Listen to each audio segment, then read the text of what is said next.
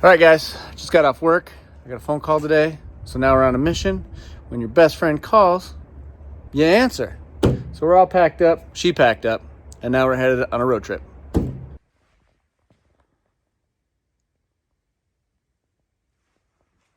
Well, we made it.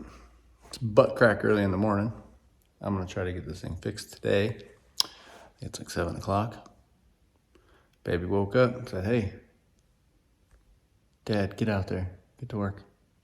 So here we are. Let's go over it. This is a mostly an M54 block with a bunch of internals in it. Big T4, T3 turbo, T3, T4 turbo, and a lot of internal goodies. And it really likes to go sideways. Drift car things. During his last drift outing, ripped the sprocket right off the oil pump.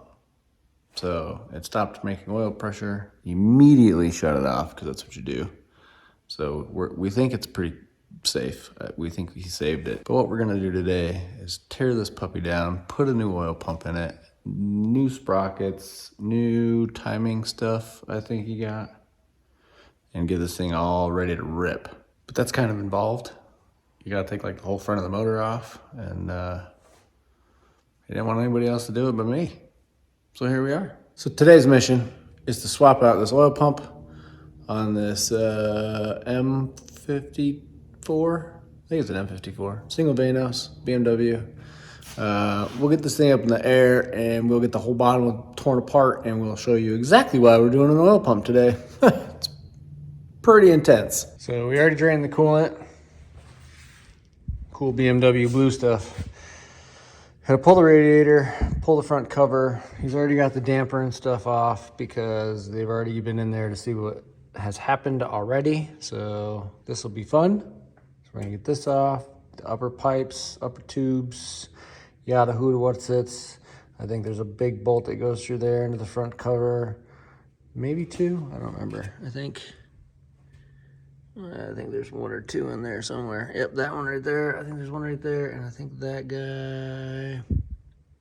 Anyway, some bolts in there to get that front cover off, and we'll get this radiator out of here. All right, so we got everything off so that you can see what has happened.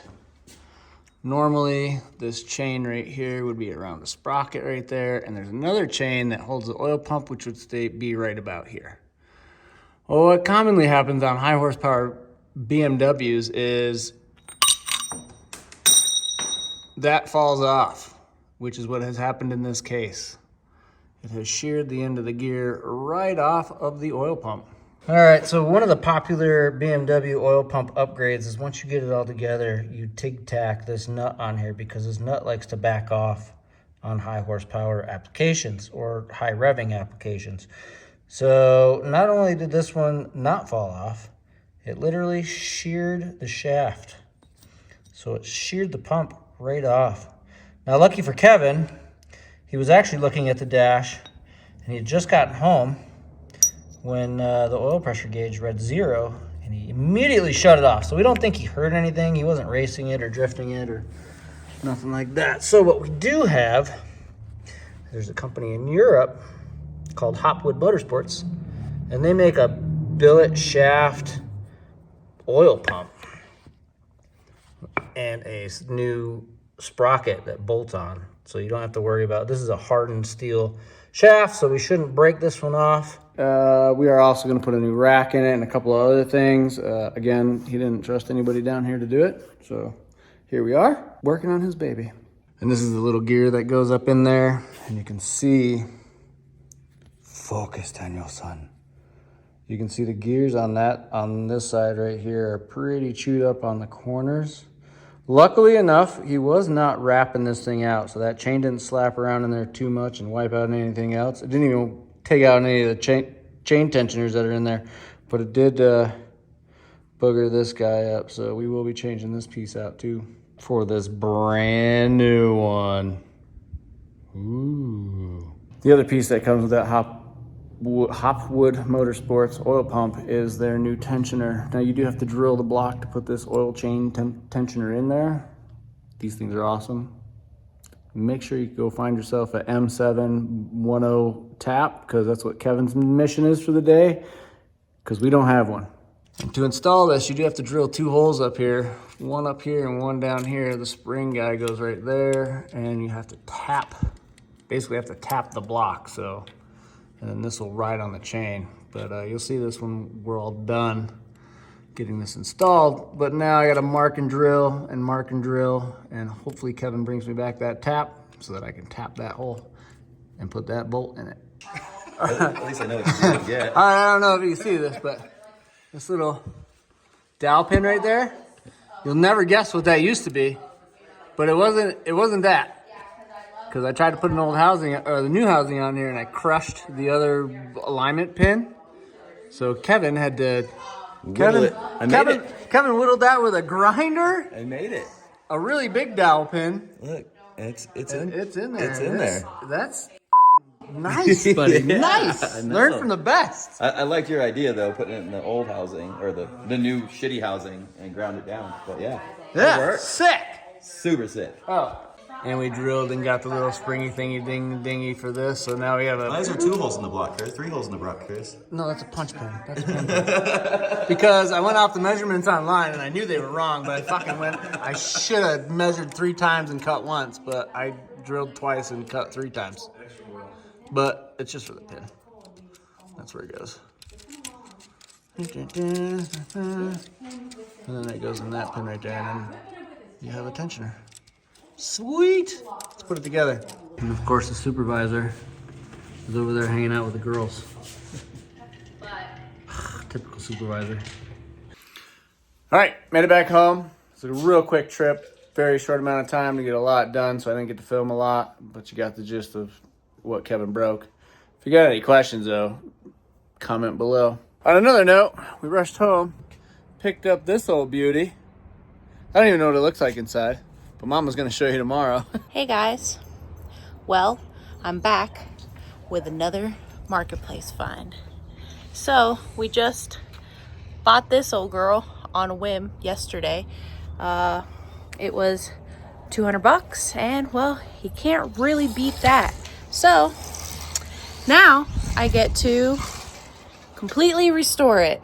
Well, I'd figured I'd take some video before we start ripping everything out so you can see what it all looked like before.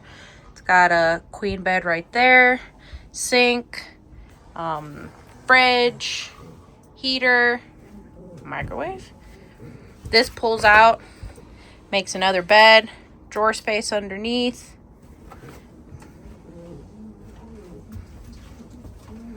That is also where the stove goes.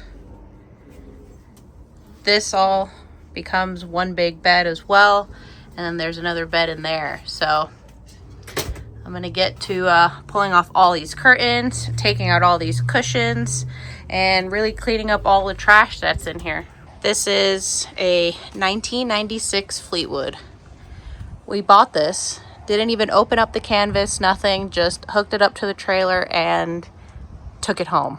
It is certainly much larger than we expected from the pictures, but not bad. And because my adorable little Velcro baby doesn't want to let me work while playing in his little playpen, then we're just gonna wear him.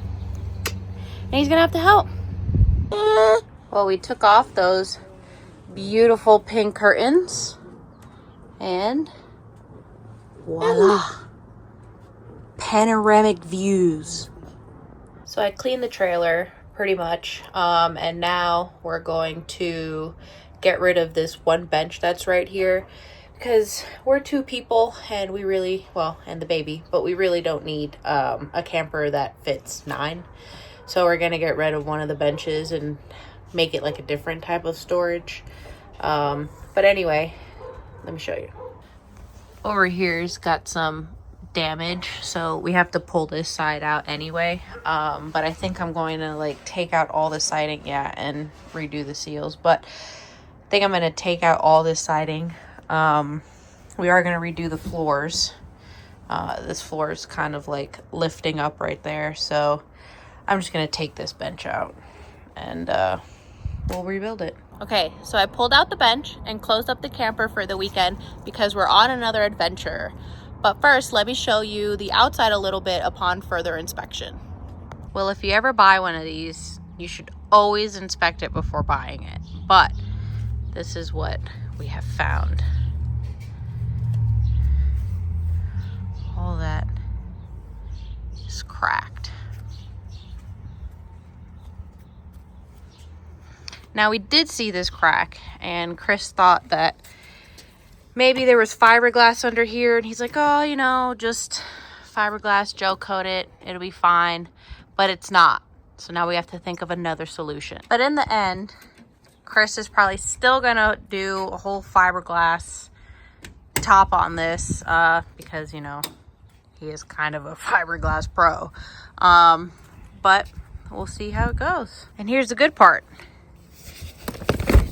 Woo! Yeah. Also got a good crack over here. So he's gonna replace this whole back half.